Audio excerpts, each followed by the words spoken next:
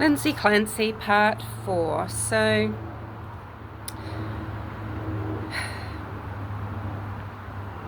Lindsay, we all know the story. I'm going to learn more of it, how she contrives of the situation whereby Patrick leaves the house to go out to get some dinner and to get some Miralax. We know that Patrick, for God's sake, he must have driven her crazy, really.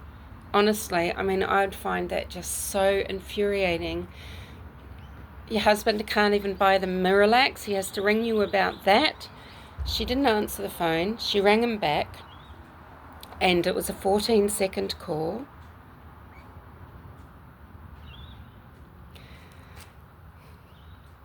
She's made him part of her ruse. That's what I think.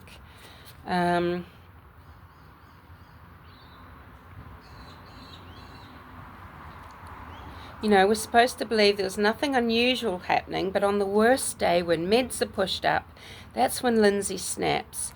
It's filicide.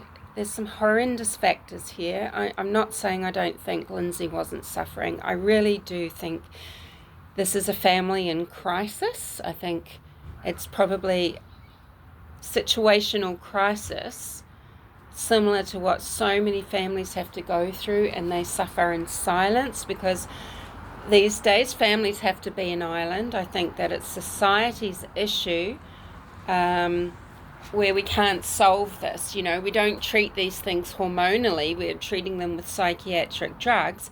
We aren't taking bigger steps to make sure women know, and Lindsay would have known this, not to have children, keep having children. That might seem like, taking away someone's rights or trying to prevent their rights. But when you're in a danger group for postpartum psychosis, and when postpartum psychosis is so rare but so dangerous that it's not advisable for yourself or your children to get pregnant, I think we've got a lot to answer for as a society. We've got a lot to answer for where families are just so exhausted because, they are alone raising children, earning money to try and have these houses and these lifestyles or just exist.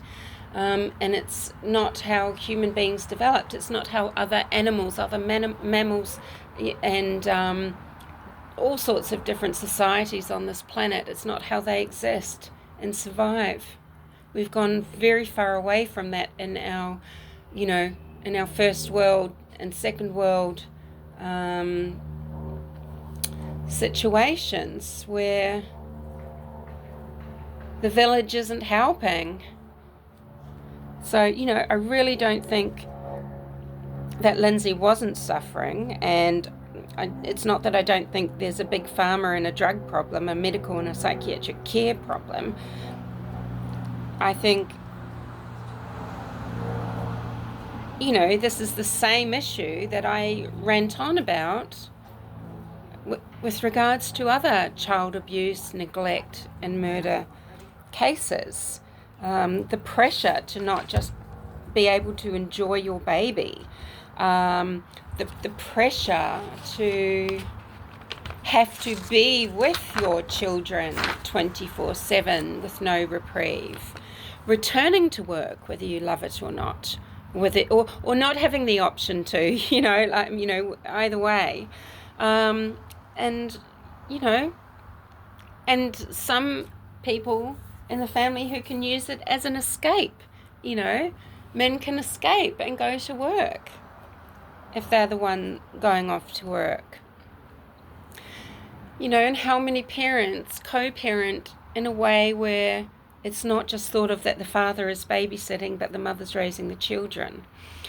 Yeah, so I think it's sad that she truly had those feelings that she couldn't give Callan the love and that special affection and attention. Is that a reason to send your husband on a petty errand so that you can kill that child? To insist on medication you could have gotten yourself or could have had ordered in, and same with the food? I don't know, that after that day, oh dang, I've got nothing for supper. Would you like to go in to get it, Patrick? And off Patrick goes. I mean, God, I think that the taper clinic, whom most people would have heard of speaking about this guy, he's completely biased. This is his business. Ensuring that people think that everything is drug injury, because what he does is, he wants to help people titrate off medication. And I think, well, look, that's actually great. Don't think that I'm all for pharma, but some of it does have a time and place. No, I don't believe in a chemical imbalance to do with depression.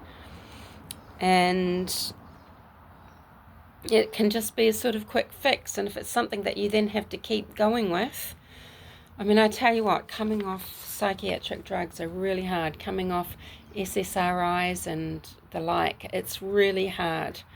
Coming off Lexapro was awful. Coming off Effexa was goddamn nightmarish. But how does she appear so lucid as to have an amazing day, and then the instant Patrick's gone, she's hearing the man's voice telling her to kill the kids so that she can kill herself? And she tells him this in a phone call from her lawyer's phone. So she's in a meeting with her lawyer, and then she rings up and says that. It's pretty bizarre. And to do with the drugs, if Lindsay was bipolar, diagnosed or not, then yes, some of these drugs could have sparked psychosis. Without being bipolar, no. And one nurse, I'll run through it if you like, one nurse thought that, Nurse Paul, her mother's friend, thought, well, maybe her symptoms are due to bipolar because of the history she had after the birth of her children, because of what she was experiencing, and because of the way the drugs she was on weren't giving her sleep. So Seroquel was scripted, and this is widely known and widely used for bipolar, okay? And it didn't allow her to sleep, even with the upped dose, and so she was tapered off it. Yes, it's one of 7 drugs that was in her system, but she was tapered off it. It didn't work. So did she not have bipolar?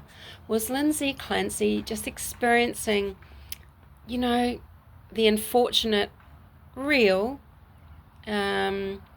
but just those symptoms that lots of women go through, hormonal imbalance and the exhaustion causing issues after birth? Or was she a woman that should have known better and have not given birth to Callan, knowing that she was in danger? We need to know what was actually diagnosed, what might have been misdiagnosed, and what was missed as a diagnosis. So it's so divisive, this situation, this whole case. This trial is going to be so emotional, so divisive. People are going to be flip-flopping all over the place, I think, because there's so many ways you can look at it, and really we just need to know all the facts. And so what we don't need is simple things like Patrick Clancy's 911 call being withheld. Why would he want that? Really? To protect his family? Patrick, it's too late for that. You shouldn't have left them alone. I would say that it's more to protect himself. He's got a civil case. I think that is I think that's actually,